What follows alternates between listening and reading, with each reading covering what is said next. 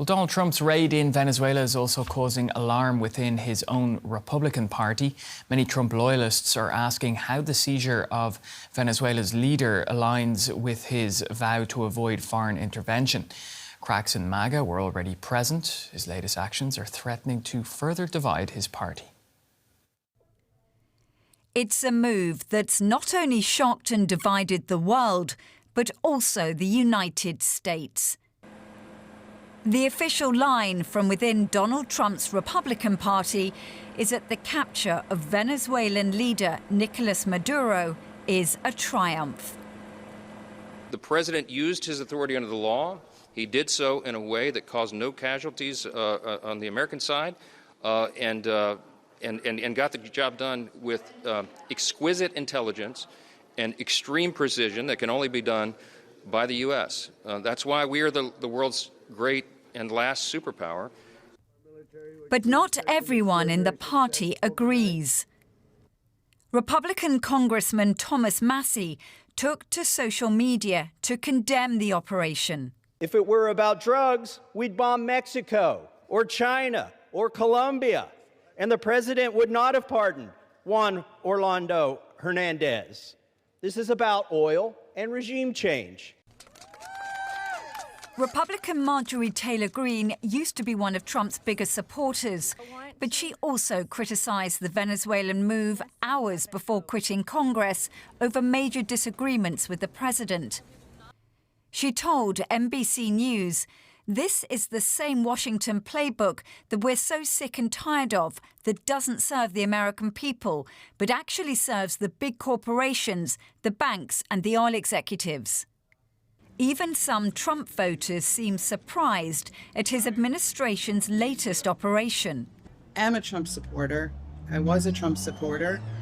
I'm a little concerned about it. I was just kind of taken back by it, surprised more than anything else. Most Republicans, though, still fully support Trump over Venezuela.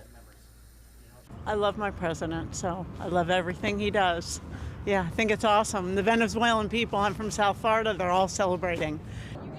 Donald Trump promised to put an end to what he called the U.S.'s forever wars.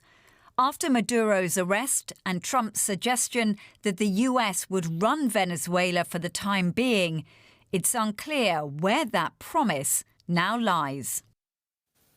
All right, to talk more about the US reactions to Donald Trump's military operation in Venezuela, we can now speak to Andra Gillespie. She is a political scientist from Emory University and joins us from Atlanta in Georgia. Welcome to DW News.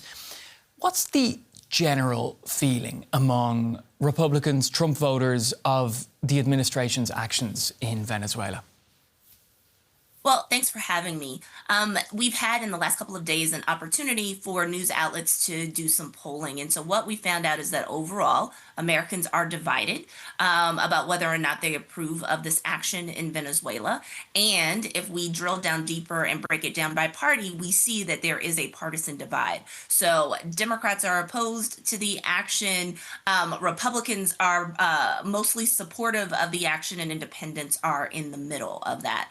And so right now, it looks like President Trump's coalition is largely holding.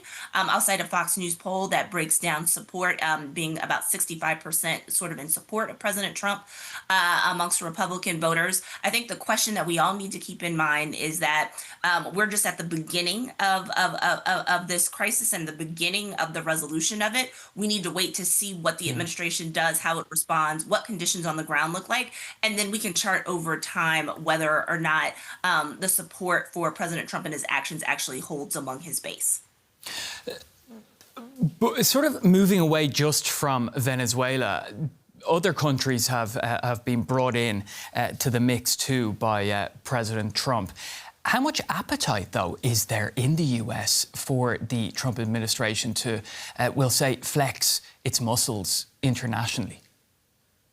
That remains to be seen. So I think some of the tensions that we're thinking about now is that President Trump ran both in 2016 and in 2024 on being non-interventionist, on being an isolationist, if you will, about not getting involved in foreign wars, about America first. So I think it's the question of whether or not MAGA supporters who ascribed to that policy will continue to stick with him as he deviates from that policy.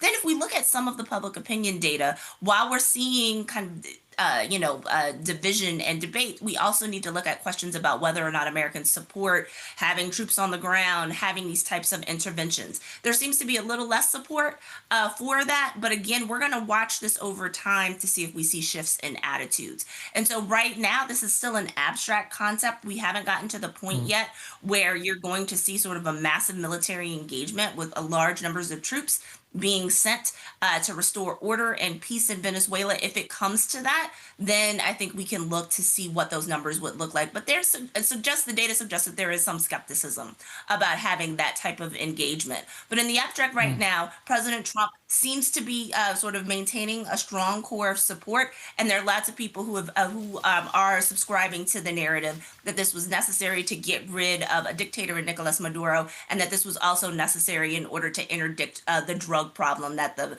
Trump administration initially framed our involvement in Venezuela as sort of being due to. Now, considering everything that you've been saying there, you mentioned the word skepticism there about what has happened in Venezuela. Of course, later this year we have the midterm elections. Is there a sense then of, we'll say, disappointment, or could this negatively impact the Trump administration, Republicans, when Americans go to the polls later this year? Well, motivation voting are varied. Typically, foreign policy issues, unless they are top of the news cycle, usually are not what's going to influence vote choice. Now, we can talk about certain exceptions. So, for instance, if we look at 2006, dissatisfaction with the prosecution of the Iraq War, for instance, contributed to Republican losses in House races and leading to Nancy Pelosi becoming Speaker of the House in 2007. So, I think, if this ends up becoming something that is protracted and is still at the top of the news cycle by the fall, it will have an impact on vote choice. But going into the 2026 cycle, there were domestic issues that are very important and are still going to be very important. If we're talking about affordability and costs and inflation and healthcare and other types of issues that Democrats were kind of honing in on and projected to use as part of their message. I think what we may see happen now among Democrats is that they are going to use this message of affordability to say that President Trump is getting involved in other parts of the world in ways that are illegal and unethical, and that it's actually distracting from doing the things that people elected him to do in 2024, which was to right the economic ship domestically. Fascinating speaking to you. We're going to have to leave it there, though. Andra Gillespie from Emory University, thanks for joining us tonight on DW News. Thank you. All right, well, for more on this story, I'm joined by Barret Marson, a Republican strategist and consultant. He joins us from Phoenix in Arizona. Great to have you on DW News. So tell us, how divided is Trump's base about the US, about what the US did in Venezuela? Yeah, right now, because it was such a success, there's not a lot of debate among MAGA. There was no U.S.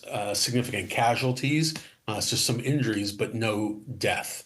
And so because it was a huge success, MAGA has kept sort of their powder dry. But if Trump commits boots on the ground to nation building, even if it is taking over a country like Venezuela, I think that's when you will have some more disagreements within the MAGA faithful. Right. Well, Trump has already made threats against other countries, Greenland being one of those. Does he risk alienating Republicans even more? Yes, absolutely. He is taking a risk. He is expanding the risks that he's taking in an effort to do what he has long wanted to do with Venezuela, with Greenland, all these other places. And that comes with a significant amount of risk if things don't actually work out because we've seen. Obviously, the United States has a long history recently, the last 25 years of going into places and staying there for a long time and racking up costs and deaths of American citizens. So he is taking a risk. There is no doubt about that. Right. Well, why has this happened now? Is this part of a Trump administration strategy, or how do you see it? Pablo, there is no strategy. That's first of all. But, these are things that Trump has long had on his agenda from the first term, from 7, 8 years ago. So now we're seeing it come to fruition. Remember, in America, we only have, you can have 2 terms. So he's already served 1. This is his 2nd term. He doesn't have 5 years or 7 more years to go. He's only got really 1 to 2 more years, at least of Republican control of the House and the Senate.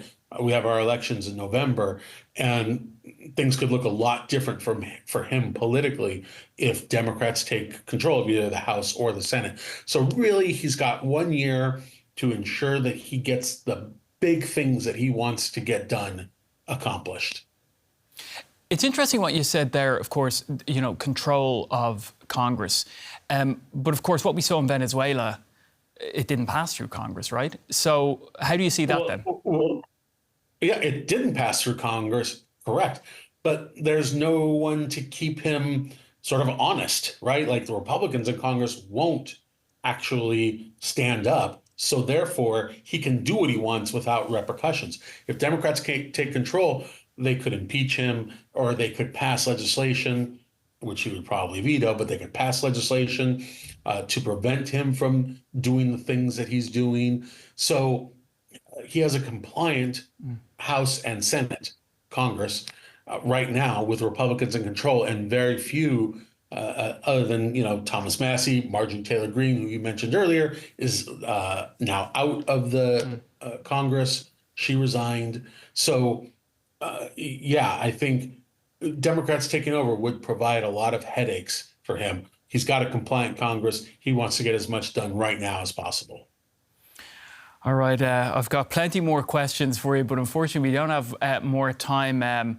But great to get your analysis there, Barret. Barret Marson, Republican strategist and consultant, joining us from Arizona tonight. Thank you. Thank you very much.